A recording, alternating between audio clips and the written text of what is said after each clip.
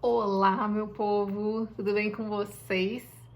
Nesse vídeo eu vou dar a resposta sobre a entrevista que eu fiz, que eu gravei o vídeo anteriormente para vocês. Se você não viu ainda, eu vou deixar aqui no card, na descrição do vídeo, para que você assista as dicas de entrevista que eu participei. E eu recebi essa semana a resposta, então eu quero falar um pouco disso para vocês, ok? Então, vamos lá. Então eu vou falar para vocês sobre a resposta que eu tive da entrevista que eu fiz há 2 semanas, né? Então, primeiramente eu vou falar que a resposta veio por e-mail, não tive uma ligação falando sobre, foi uma resposta por e-mail, mas o que eu considero um ponto positivo para o Canadá, pelo menos nesse quesito até o momento, é que eles falam quando você passou para a próxima fase ou quando você não passou. Então, mesmo a negativa, ela também vem a resposta. Bem, vocês já entenderam que a resposta foi negativa. Então, na resposta super educada, na verdade, né, super enxuta, né, por e-mail, dizendo que eles tiveram candidatura de pessoas mais aderentes com o perfil e que não continuariam o processo comigo. Então, a resposta veio da própria pessoa do RH que me entrevistou. Então, só para relembrar como que é o processo aqui. Normalmente você faz a candidatura para a vaga, colocando o seu currículo e a carta de apresentação adequadas, né, formatadas para aquela vaga a qual você se candidatou.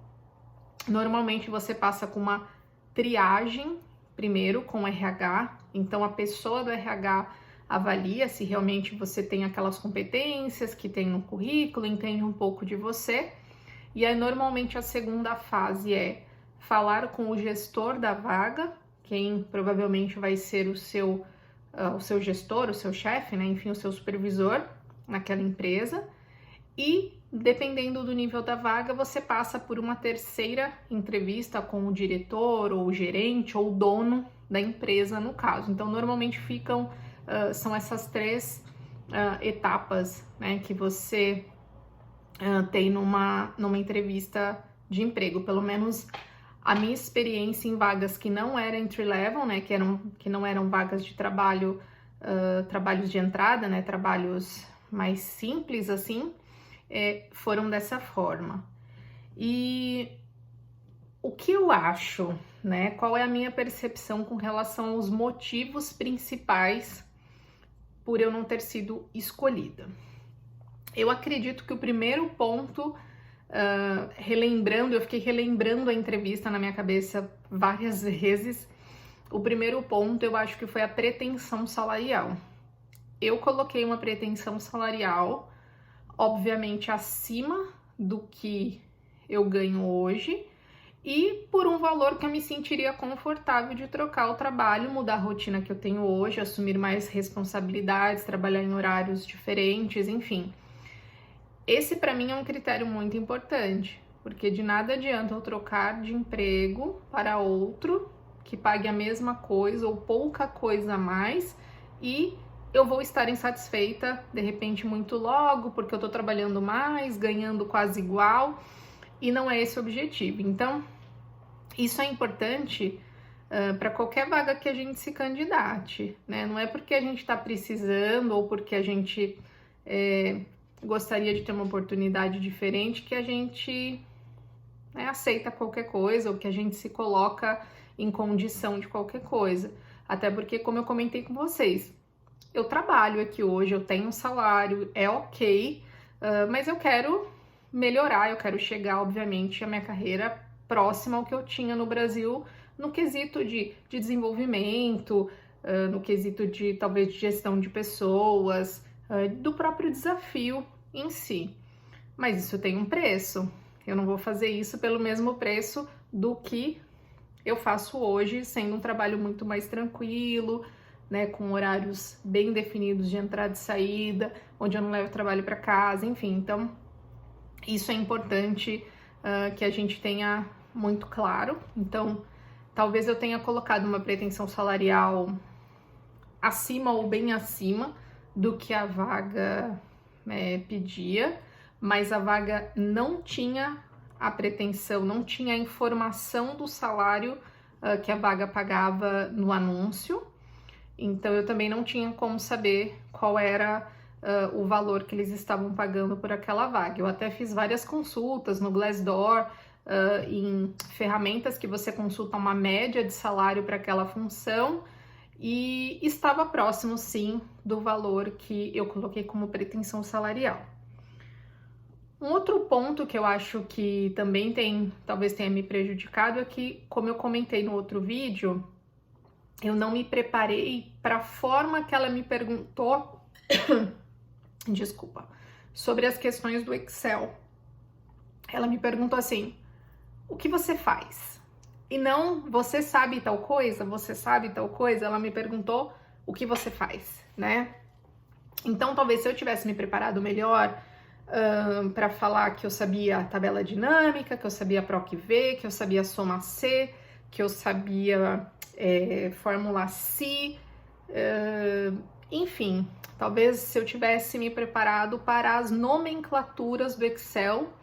Inclusive, eu quero gravar um vídeo sobre isso, porque eu acho importante que a gente tenha isso bem claro, porque a gente sabe fazer, a gente sabe mexer, mas talvez descrever isso em inglês fique um pouco distante, e aí a gente pode perder uma oportunidade por não saber expressar o quanto a gente sabe da ferramenta.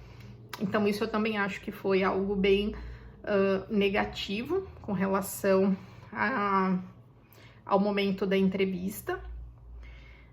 E talvez a própria empatia, né? Eu acho que também tem isso. Se a pessoa sentiu ali no telefone que acho que não sentiu não sentiu a energia, não bateu, não é o perfil de pessoa que a gente tem aqui na empresa, enfim, isso também pode contar. Então isso também pode ser algo que de repente não foi ao meu favor nesse caso. E aí, qual que é a lição, né, que fica dessa situação? Primeiro que, como eu falei, de não desistir, eu não desisti, não é, poxa, não consegui esse, a gente fica chateado, obviamente, mas eu acredito muito no universo, muito. Então, muitas vezes uma coisa não acontece por um caminho porque outra coisa tão boa quanto está no nosso caminho. Então, eu estou esperando por essa coisa boa, então eu não estou praguejando ou chateada de não ter dado certo, mas fica a lição com relação a estudar mais a respeito.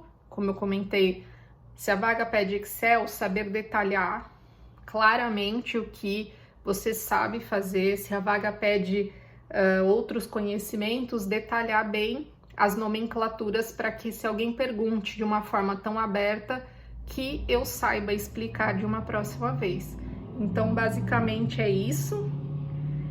E a dica que eu dou para vocês também é a questão de buscar algo olhando sim para a função, para as atividades e para o salário, né? Então, a gente tem que saber o quanto a gente está disposto a receber para executar uma determinada função. Se a gente não saber o nosso preço, né, não souber o nosso preço, não souber o nosso valor, a empresa vai poder colocar o preço que ela quiser e a gente se sujeitar a, de repente, não ter aí um equilíbrio da função com o salário qual você recebe.